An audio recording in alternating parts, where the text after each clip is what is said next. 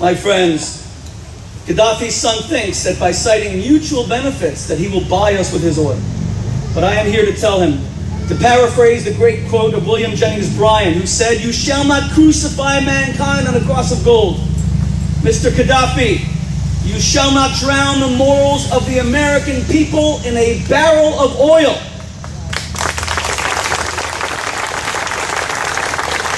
We will defeat you. We will keep you out of our neighborhood, and we will keep you out of our country. And I believe that from Englewood, your decline will begin. I asked my president, President Obama, you are a man of rare eloquence. President Obama, you are a devoted and committed family man. It's beautiful to see how much time you give to your daughters, even as you are the leader of the free world. But as that leader, get up and lead, Mr. President. Keep this man out of our borders.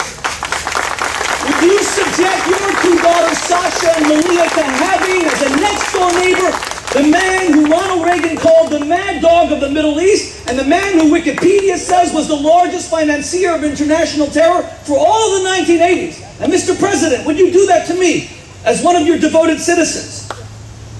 Susan Cohen, whose only child, Theodora, age 20, died on Pan Am 103, told me on the phone on Friday. She wanted to be here today. She lives in Cape May, New Jersey, and her husband wasn't feeling well and she could not come up. And this is what she said to me, quote, "Rabbi Shmuley, it hurts so bad to see how Gaddafi has won. How all the Western leaders are now running to kiss a dictator and terrorists' feet. Well, Susan, here in little old Englewood, a tiny little town in New Jersey, we didn't kiss Gaddafi's feet the way the terrorist al-Megrahi did on international television. We didn't kiss his hands. Rather, we told him to kiss a bold part of our New Jersey anatomy."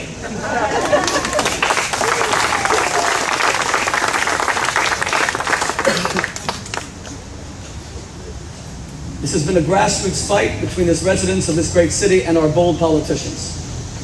And we are especially honored to have the leader of our state with us today and to introduce Governor JON CORZINE. I ask Ben Choak, the head of NORPAC, please come forward.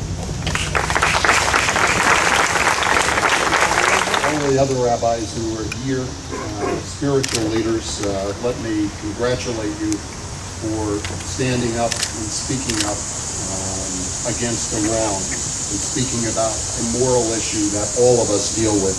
To my colleagues in the secular world, Congressman ROTHMAN, Mayor Wild, Senator LAUTENBERG, who will be here soon, and many others who work both behind the scenes and otherwise to make sure that right was winning over wrong in this instance. Let me say thank you for all of your leadership.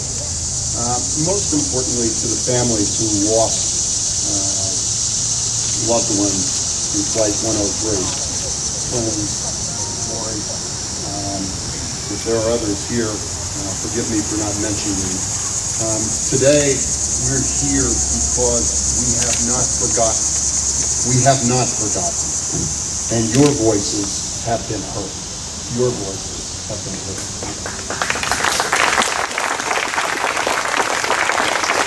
We live in a world where injustice too often is excused, ignored, and even sometimes denied that things happen. Simply saying no is a statement of moral fortitude that many have done as we've gone through this week, and where we have aligned our actions as a nation along with the simple basic tenet of right and wrong.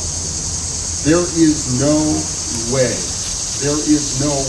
in light of 270 human beings, 38 New Jerseyans lost their lives in a community that is still tormented with the aftermath of 9/11, with the darkness of ongoing terrorism in the Middle East against our greatest ally, Israel, in a community that still has members who suffered unbelievably from the Holocaust.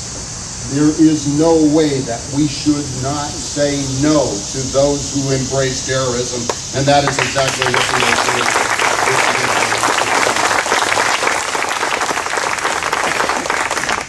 and in the light of the wrongful release, of the absurdity of claiming compassion applied to a mass murderer who's applauded and celebrated by a regime, we must reject that kind of action, and that is also what we are doing here today.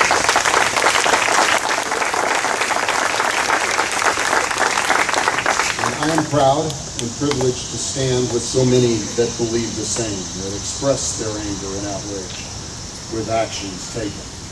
And as your government, I want to repeat what I have said repeatedly. Mr. Gaddafi is not welcome in New Jersey.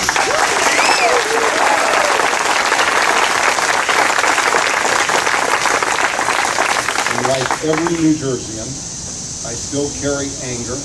I still carry that feeling of loss built by outrage about the release and celebration of al-Maghdassi. It is wrong.